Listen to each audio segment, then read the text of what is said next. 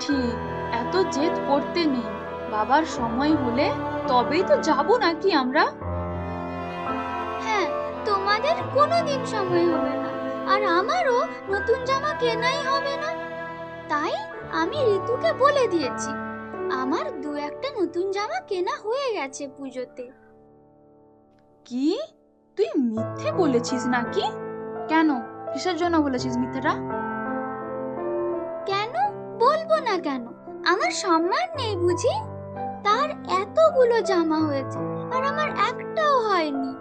শুনলে ওরা সবাই হাসাহাসি করবে। আমি তাই বলেছি, বেশ করেছি।